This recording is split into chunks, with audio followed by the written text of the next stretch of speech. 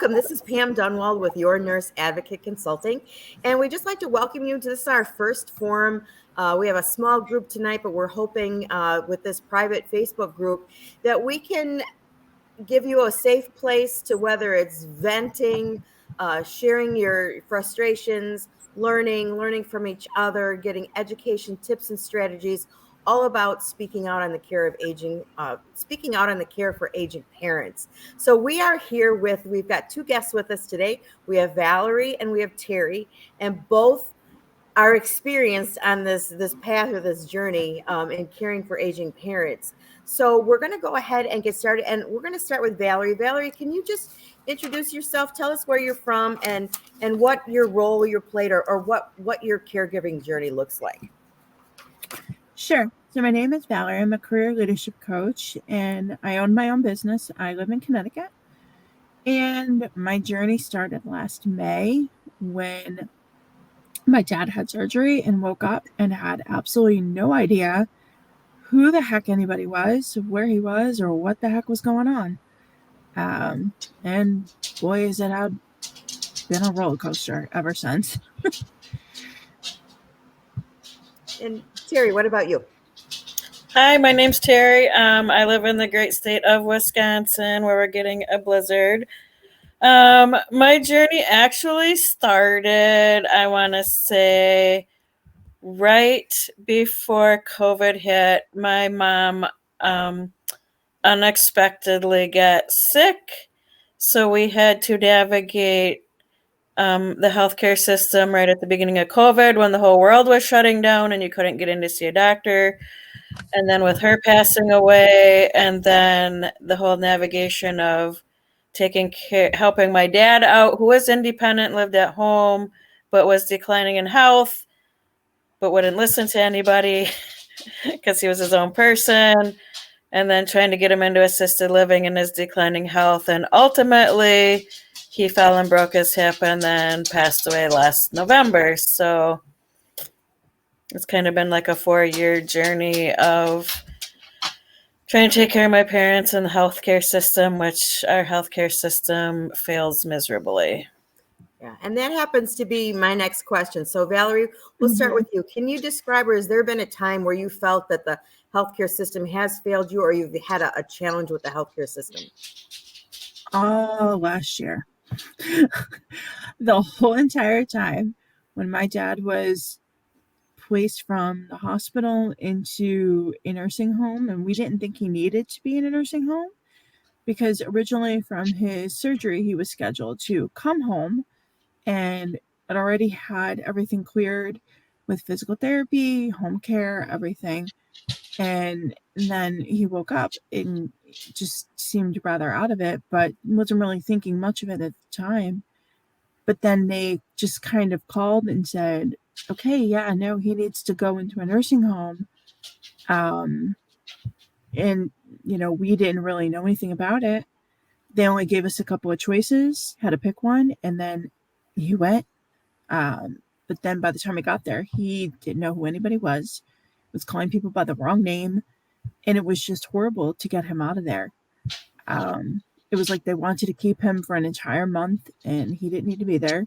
They didn't take care of him the whole entire time, and just the absolute worst nightmare ever. They just left him there. It was like they just left him in a wheelchair most of the time. He was supposed to get physical therapy. We had a fight to get him physical therapy. We had a fight to get him the right food. Just horrible, Pam, horrible. And finally, we're able to get him home after 5 days. What felt more like 5 months, to be honest with you. I laugh about it now, but it was just the worst. It was the worst few days ever. We did not know how we were going to get through it, or how he was even going to get through it. I don't know how he managed, but the care was so poor. It wasn't even funny. He was just left there, and he says now, like, he felt like he was left there to just die. It was so sad. Hard. It is. It's so hard to watch a loved one, go through that, and you feel, and it's hard because when you're in the hospital and your family member is getting ready to be discharged and the doctor says, okay, there's nothing more we can do from on acute care. Yep. There's no more, we've done everything we can. It's time for them to go to the next level of care. We don't think they can go home. So we're telling you they need to go to a nursing home. And then, sometimes you don't even have enough time to do research to know which one you want to go to, who has a better reputation, what are they, and you just feel like you're just whisked away and it has to happen today and we've got to get you out of the hospital. And that's And exactly how it was. it's horrible. I mean, if you don't know the system and know your rights, it's very difficult to navigate because we're all raised or conditioned to respect the healthcare system, to respect the doctors, to they know best. And so sometimes it's an awareness and people needing to advocate for their loved ones because it's just a challenge. Terry, how about you? Do you have a situation or an example of where you felt maybe the healthcare system kind of let you down, or where you weren't maybe sure what parts to navigate through? Well, here's the thing, as you know, I've been in healthcare system for just about 20 years. I've worked as a CNA, so I'm not unfamiliar with the healthcare system. And I've worked in the hospital. I've worked alongside with Pam. So I've seen it in action. Never in my life would I have ever imagined I would put my dad in assisted living, of all places, in a very nice, expensive assisted living, and still have him get abused by an aide. Wow.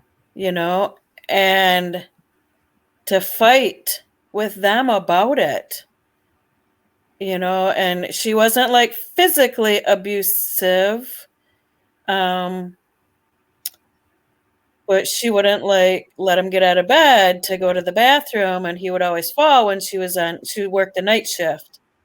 So, and kind of became clear every time she'd work. The first night she worked, things were kind of okay. The second night is when he would fall because he wouldn't use his pendant to ask to get up. And, I turned her in. The other aides were telling me what was going on. Plus, I turned her in. They took her off with working with him for a while. And then she was back to working with him.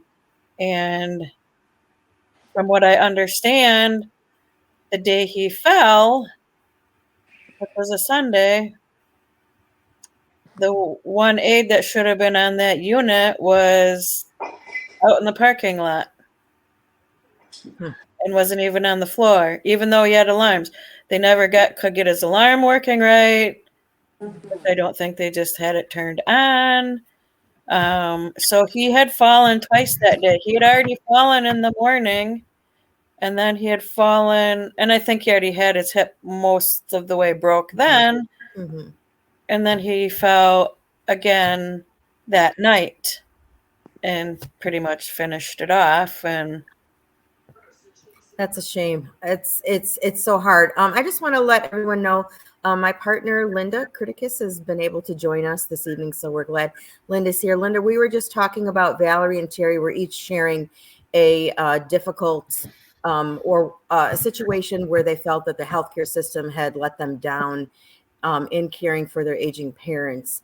And before we move on, I think Linda has a great story as well. Linda, would you like to take a minute to share right now? A minute? I know. A minute? It's more like 3 days worth. You get yourself a cup of coffee, a commode, a shower chair, glass of wine for the evening, because that's about how long it is.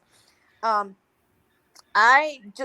am a board certified patient advocate. Pam and I work together, but I am also the healthcare power of attorney for both of my aging parents, who actually a little over a year and a half ago both decided to decline at the same time.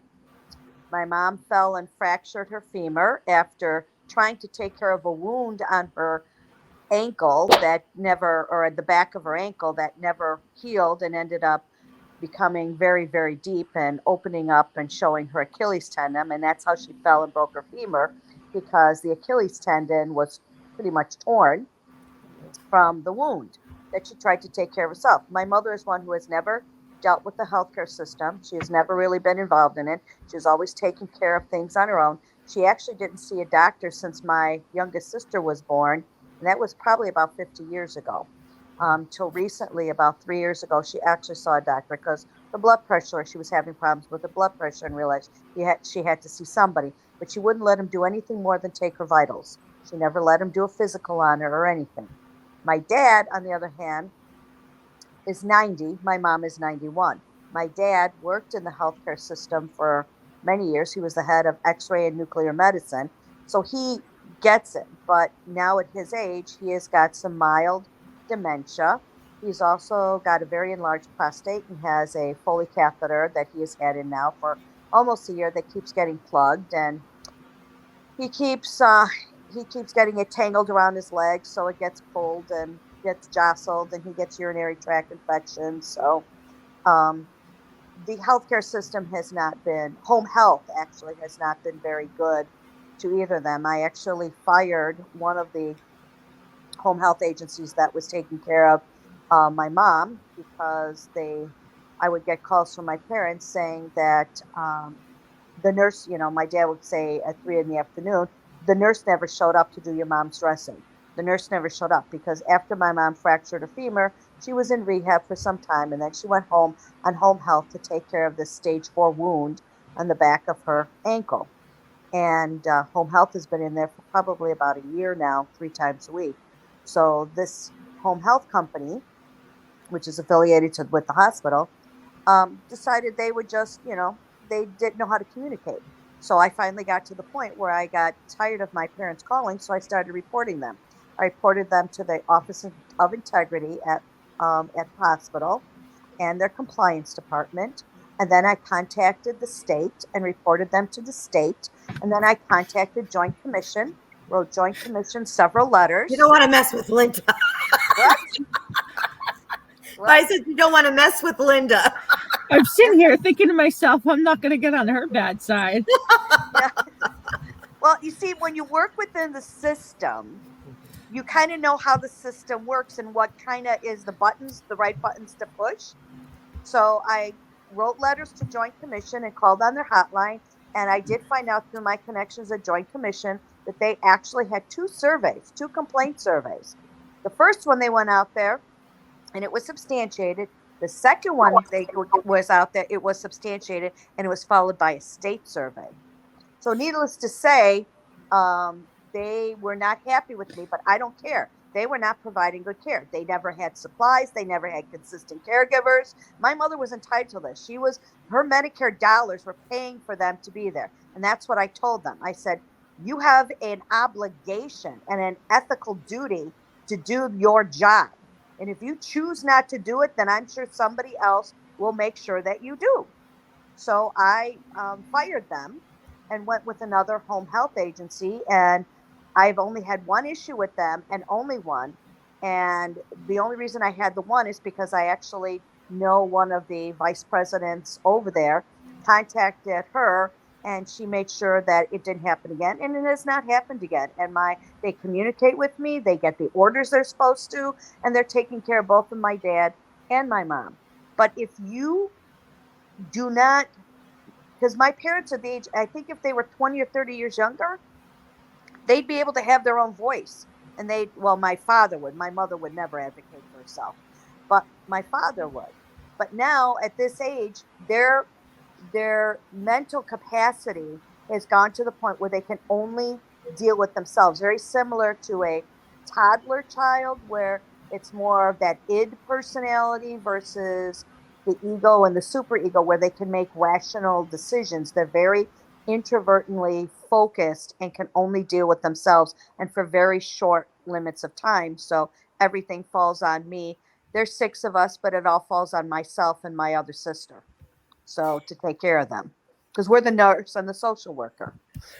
But see, Valerie, this is an excellent point, when you say, you don't want to get on Linda's bad side, but this is so important. This is why Linda and I get so very passionate about what we do as advocates, because these are the kind of things we know what should be done and what is not right. So that's our passion, is to advocate for our patients and give them the voice that they don't have. And so that's something that both Linda and I are very passionate. You can hear Linda is extremely passionate about that. Yeah. Even to the point of knowing the regulation number that they would be fined against and cited against. And I've told them this. And I even put it in my joint commission letters, my hotline number letters and calls to the state. So I even told the home health company. And when I told the one supervisor, because one of the things you have to understand, these agencies are for profit. It doesn't matter whether they're a hospice, whether they're a home health, whether they're a home care agency. Without money, there's no mission. So if they can get away with doing things cheaper, they will. And it's usually at the cost of the patient. But that will all change by 2024 because value-based purchasing is coming into being and will affect all home health, hospice providers, and hospital systems, because they're not going to get paid unless they can prove value. So hospice is in trouble. Everyone, I mean, seriously, they're all in trouble. All of them. They're all going to be in trouble. And I sat there and told the one clinical manager, because my dad called and said my Foley is plugged. And he said, I called home health and they want to send me to the ER. And I said, oh, no. So I called them back and I said, I asked for the clinical manager and I said, what exactly is your plan to change my dad's Foley because it's plugged? Well, we told your father, we don't send nurses out at night. I said, it is 6 o'clock at night. It is not 2 a.m. It is 6 o'clock at night. His Foley has been plugged. It was changed earlier today by your company, by you, your nurses, and it is not functioning now. And he has a very large prostate, so he cannot urinate. So it's not like you can take it out and just let him be incontinent. That ain't going to happen.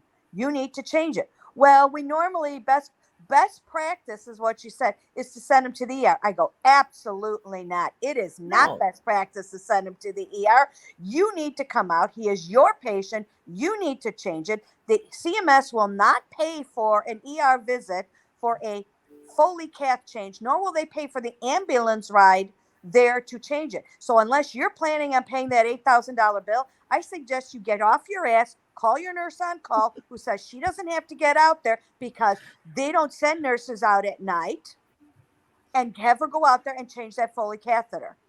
I said, because against 486.22, you need to be out there to change it. That patient is your responsibility. And that's another great point. Linda and I both have over 20 years of experience in home health. So it helps to know the regulations, to know what they can do and what they can't do. I mean, they have nurses on call for that very reason. And again, it's hard. It's challenging, because if they can, squeeze a nickel out of something or save a dime, I mean, they're going to try. And when people don't know, they don't know what they don't know. So if someone tells you we don't send a nurse out, they'll just like, oh, okay, well, I guess we have to go to the ER, because they don't know better. And that's, another way an advocate can say, hey, well, wait a minute here. That's not exactly the case. Right. So, because then they don't realize that, oh my God, I went to the ER and now I've got a bill for all of this. Nobody paid for this bill. Right. I would have known. Yeah. And the average ER bill for a 4-hour ER visit for a Foley cath change is $3,500. An ambulance ride, depending on where you're at, can run you anywhere from $1,000 to $3,000 to get a Foley. So that is why CMS stated, if that patient is in home health and has a Foley cath, need to have a change, that is their responsibility to change it. That's why I put my dad in home health, so that he wouldn't have to go to the ER to have it changed. Right, because home health, one of the reasons why you have home health is, number one is to help that transition from hospital to home, but also to help to keep you out of the hospital. Exactly. To help keep you from going back in. So, well, let's change focuses just a little bit. We've got just a couple more minutes. So I'm going to start with Valerie, and I'm going to say, what would be one or two things that you would have liked to have known before starting on this journey? I know you told me you wanted the manual, but if there's a couple of things that stand out that would have been extremely helpful for you to know as you started this journey, what might that be? Well, he was spry enough to think he was going to eat some. You're going to make me pick, huh? Do your best. I really can't. I honestly, I don't know that I could choose. There really wasn't enough that I think I knew about the regulations. There really wasn't enough that I think I knew as far as even the fact that Medicare will pay up to 20 some odd days of a stay. So nursing homes will try and keep you. I think I found that out up on day 3 or day 4 or something of his stay, trying to pull him out of there. So that's why they weren't doing physical therapy. I mean, just they weren't going to get paid. They weren't going to get paid, and So they even dragged their feet out to the last day that they didn't need because they said they had to set everything up. It was already set up before surgery. So they lied even then.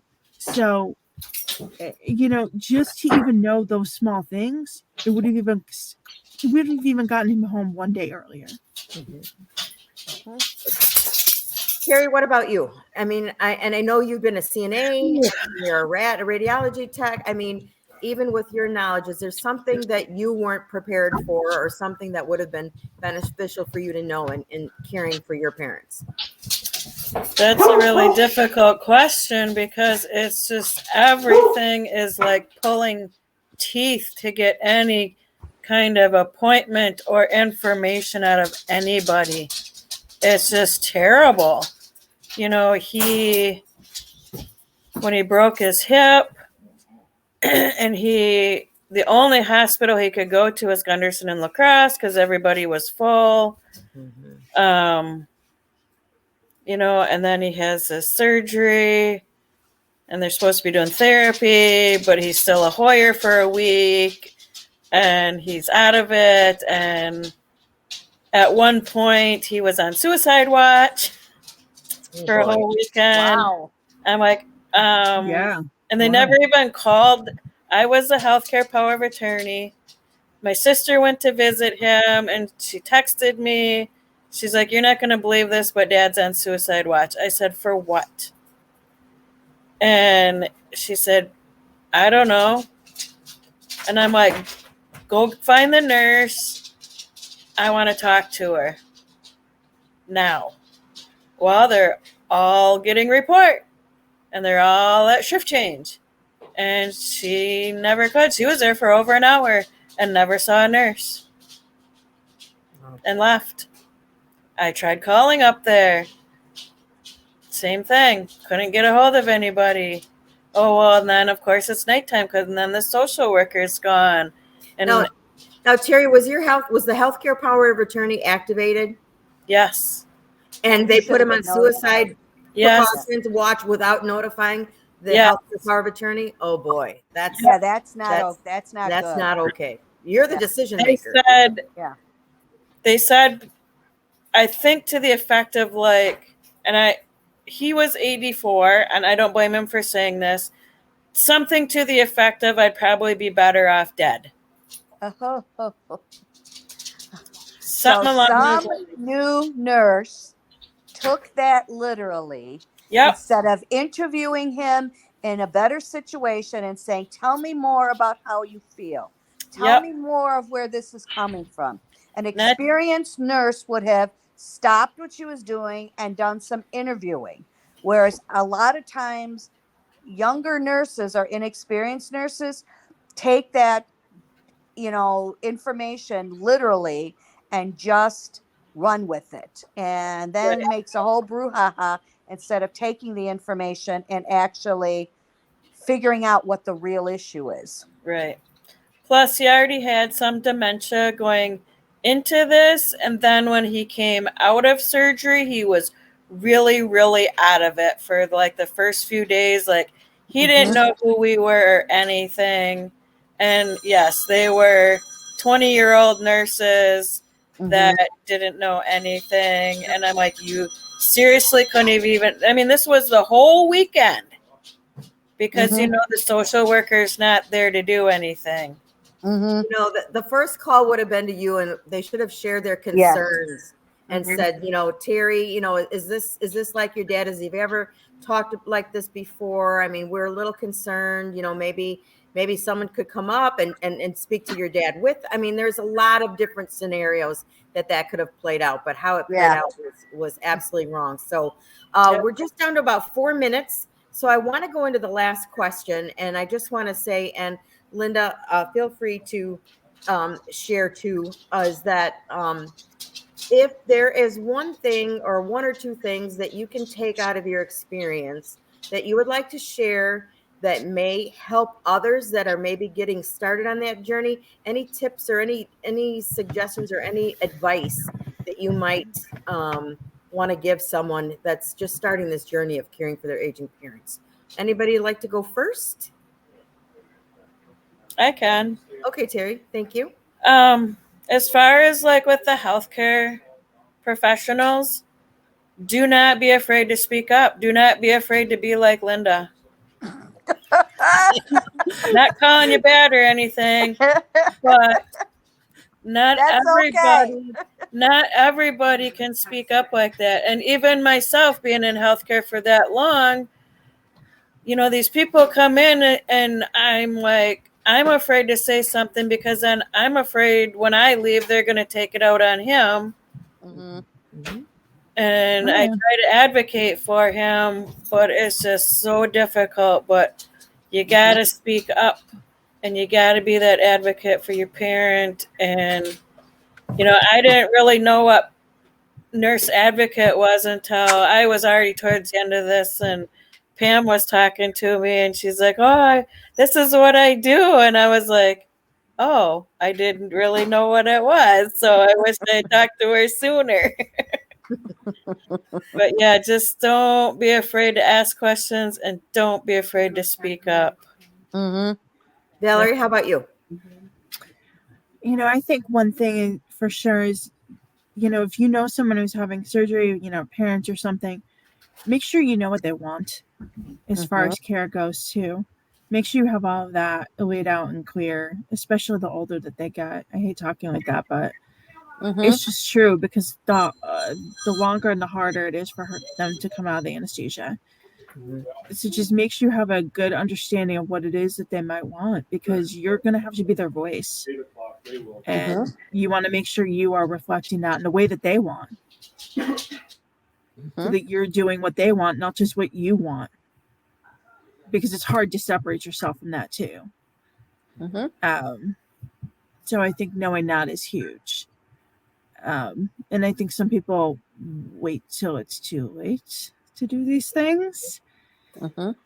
Sure, it's uncomfortable. I mean, it's And you know, it's people an think uncomfortable conversation. yeah, I don't need this now. It can wait. You know, yeah. Mhm. I'm fine. I'm healthy. Mhm. This never happened to me before. Why would it happen to me now? Don't talk like that. You know, people don't want to hear it. They don't want to deal with it. Um, you know, they've had surgery in the past. They've been fine. Why would this happen to me now? Don't want to be negative, right? You want to put it off. You want to put it off. You want to put it off. But you can only put it off for so long. Mhm. Mhm.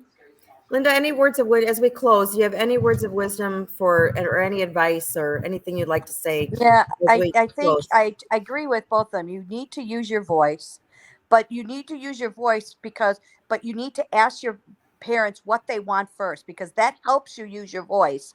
And if the documents are in order, you have the documents to back you up to say this is what they want. I'm their power of attorney. And the problem though with is if the power of attorney is not activated and they're still their own person, even though they really do need to be activated but haven't gotten there yet, it could be an uphill battle. But having the documents in order and speaking with them, having that uncomfortable conversation, which I continue to have with my parents because they are still both their own persons, and I continue to have it, but you have to continue to have the conversation and be their advocate because I can tell you my parents are make bad decisions, but they have the right to make those decisions. And there's nothing I can do until I can deem them incompetent, unfortunately. Well, I just want to say thank you so much for Valerie and Terry, and also, Linda, for being vulnerable and being, sharing the experience that you have. I think it's important that we can share so that people can learn, and they know, and people know that they're not in this alone. So I do want to thank you so very much for this. And is there anything anyone would like to say in closing? Otherwise, we are going to go ahead and wrap this up. And Wine helps. that's fine. All right. Well, thank you so much, everybody, and we look Thank forward to you. doing this again soon. Thank you. Bye-bye. Bye.